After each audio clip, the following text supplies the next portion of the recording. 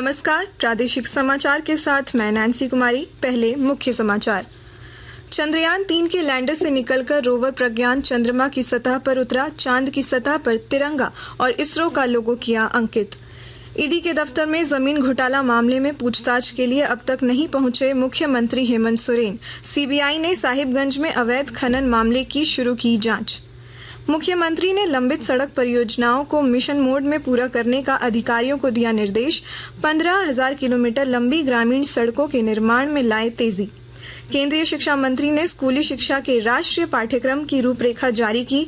Board परीक्षाएं अब वर्ष में 2 बार होंगी। और राज्य सरकार ने अनुबंध पर नियुक्त चिकित्सकों की सेवानिवृत्ति उम्र बढ़ाकर 70 वर्ष करने का लिया निर्णय।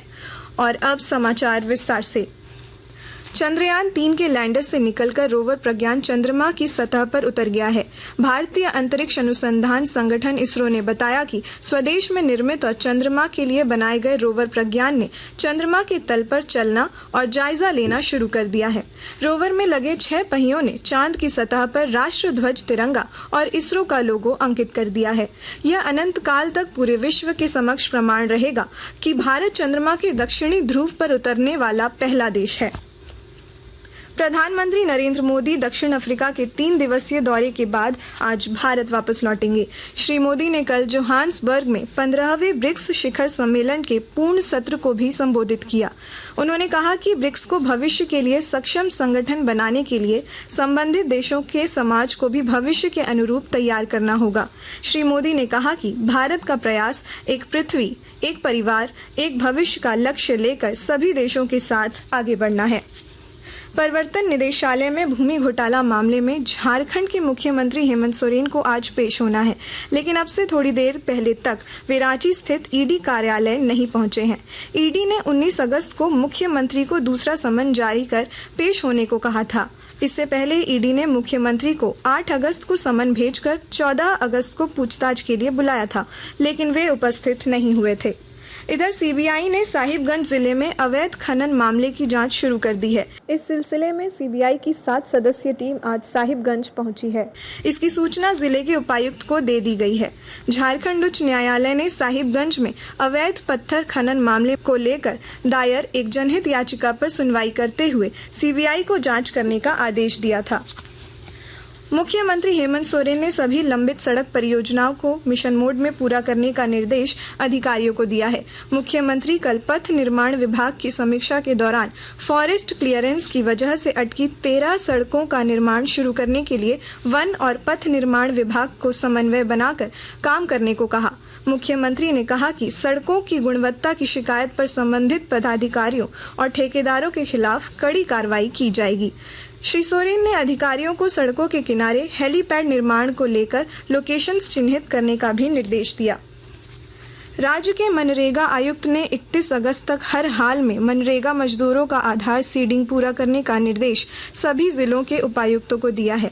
उन्होंने यह भी कहा कि सभी मनरेगा मजदूरों का KYC भी पूरा करें। केंद्र सरकार द्वारा दिए गए निर्देशों के तहत अब सभी मजदूरी भुगतान 100% आधार बेस्ड पेमेंट सिस्टम से होगा। आकाशवाणी के ताज़ा तरीन समाचारों के लिए आप हमारी वेबसाइट newsonair.com पर लॉग ऑन कर सकते हैं। ताज़ा समाचार Twitter handle @AIR news alerts और Facebook page all India radio news पर भी उपलब्ध है। आप प्रादेशिक समाचार एकांश के ट्विटर हैंडल @AIR न्यूज़_रांची और फेसबुक, इंस्टाग्राम पेज तथा YouTube channel AIR news Ranchi पर भी हमारे बुलेटिन सुन सकते हैं। प्रादेशिक समाचार आप आकाशवाणी रांची से सुन रहे हैं। केंद्रीय शिक्षा मंत्री धर्मेंद्र प्रधान ने कल नई दिल्ली में स्कूली शिक्षा के लिए राष्ट्रीय पाठ्यक्रम की रूपरेखा जारी की। यह रूपरेखा राष्ट्रीय शिक्षा नीति 2020 के कार्यान्वयन की दिशा में महत्वपूर्ण और परिवर्तनकारी कदम है। बोर्ड परीक्षाएं अब वर्ष में 2 बार आयोजित की जाएंगी, जिससे छात्रों को अपना सर्वश्रेष्ठ स्कोर बनाए रखने का अवसर मिलेगा। राज्य सरकार ने राष्ट्रीय स्वास्थ्य मिशन के तहत अनुबंध पर नियुक्त चिकित्सकों के सेवानिवृत्ति की उम्र बढ़ाकर 70 वर्ष कर दी है। पहले अवकाश प्राप्त की उम्र 67 वर्ष थी। इस तरह अब ये चिकित्सक 3 वर्ष ज्यादा अपनी सेवा देंगे। राज्य में चिकित्सकों की आवश्यकताओं को देखते हुए यह फैसला लिया गया है। राष्ट्रीय स्वास्थ्य मिशन के अभियान निदेशक ने आदेश जारी कर दिया है। पलामू जिले के हुसैनाबाद और छतरपुर थाना के सीमावर्ती क्षेत्र में सड़क निर्माण का कार्य कर रही एक कंपनी के 7 वाहनों को उग्रवादियों ने आग के हवाले कर दिया। उग्रवादियों द्वारा हरदिया घाटी में इस घटना को अंजाम देने के बाद कंपनी के कर्मचारियों और स्थानीय लोगों में दहशत है। केंद्रीय शिक्षा राज्य मंत्री अन्नपूर्णा देवी ने चंद्रयान 3 मिशन में शामिल गिरिडीह जिले के बेंगाबाद के रहने वाले वैज्ञानिक कुमार रविकांत को बधाई दी है। उन्होंने कहा कि देश के वैज्ञानिकों के प्रयास का नतीजा है कि चंद्रयान 3 की चंद्रमा पर सफलतापूर्वक लैंडिंग हुई। इधर गिरिडीह और सिमडेगा सहित पूरे राज्य में चंद्रयान 3 की कामयाबी पर हर्ष और जश्न का माहौल है। पाकुड़ जिला पुलिस प्रशासन अपराध और सड़क दुर्घटनाओं को नियंत्रित करने के लिए जागरूकता अभियान चला रही है। विस्तृत जानकारी दे रहे हैं हमारे संवाददाता।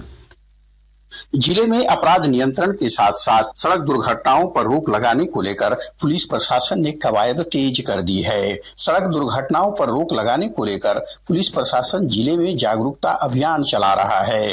थानेदार, पुलिस निरीक्षक एवं अनुमंडल पुलिस पदाधिकारी चौक चौराहों, सार्वजनिक स्थलों के अलावे जिले से सटे सीमाई इलाकों में वाहन चालकों को सड़क दुर्घटनाओं से बचने के उपायों, यातायात नियमों की जानकारी देने के साथ ही मोटरसाइकिल चालकों के बीच मुफ्त हेलमेट भी बांट रहे हैं। जागरूकता अभियान के दौरान सबसे ज्यादा फोकस पुलिस का वाहन परिचालन के वक्त हेलमेट का उपयोग करने, नशा का सेवन करना।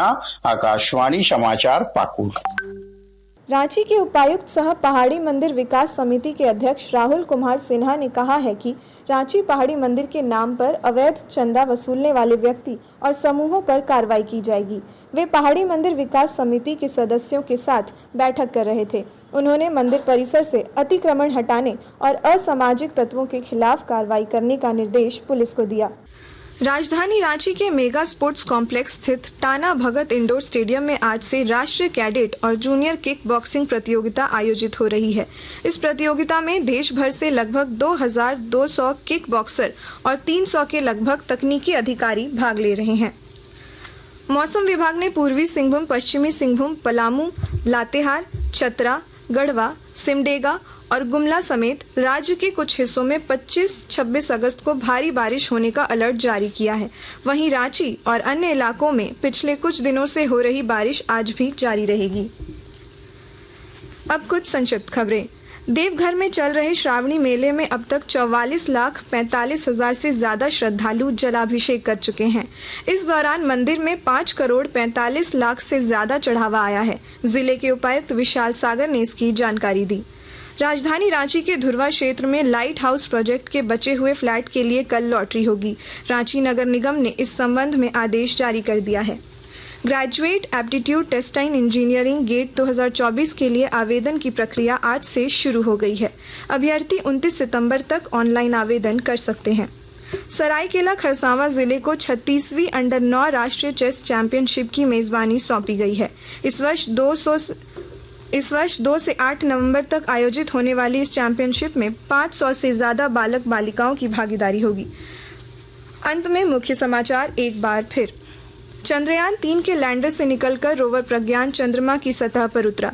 चांद की सतह पर तिरंगा और इसरो का लोगो किया अंकित।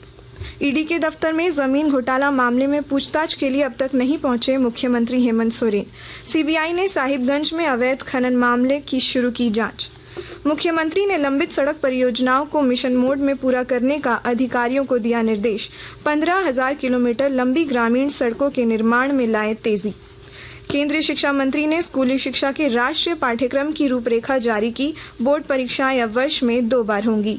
और राज्य सरकार ने अनुबंध पर नियुक्त चिकित्सकों की सेवानिवृत्ति उम्र बढ़ाकर 70 वर्ष करने का लिया निर्णय। इसके साथ ही आकाशवाणी रांची से प्रादेशिक समाचार का ये बुलेटिन समाप्त हुआ। नमस्कार।